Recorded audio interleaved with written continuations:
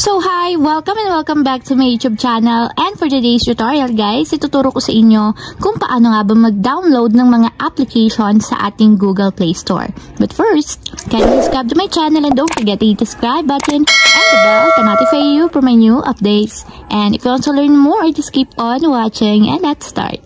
So ayan guys, for today's video, make sure na meron tayong Google Play Store app. So para lang to sa mga Android users. So open na natin yung ating Play Store. So pagka-open ng ating Google Play Store guys, mula dito sa search bar, pwede kayong mag-search ng mga applications na gusto nyong i-download. Or pwede din naman kayong mag-check dito sa baba. So ito kasi yung mga sinasuggest na mostly nagtatrend ngayon ng mga applications. So pwede siyang tingnan dito sa top charts. So, ayan, nakalist na dito yung mga in-demand na applications ngayon. And pwede kayong tumingin kung ano yung pwede nyong ma-download ng mga apps. So, pwede din naman tayong mag-search. For example, is COD or Call of Duty. So, search lang natin.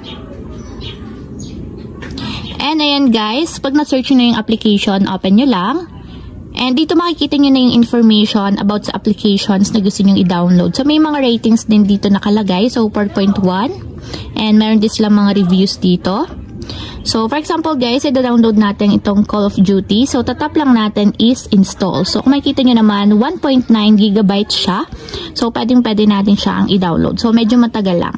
And after nyo ma-download guys, pwede nyo nang i-open yung application. And lalagay naman dito kapag tapos na siyang ma-download. So, ayun lang guys, ganun lang kasimple kung paano nga ba mag-download ng mga apps sa Google Play Store. If you have a question, kindly comment down below and don't forget to hit the subscribe button and the bell to notify you for my new updates. And thank you for watching! Living life every day, late at night, not okay.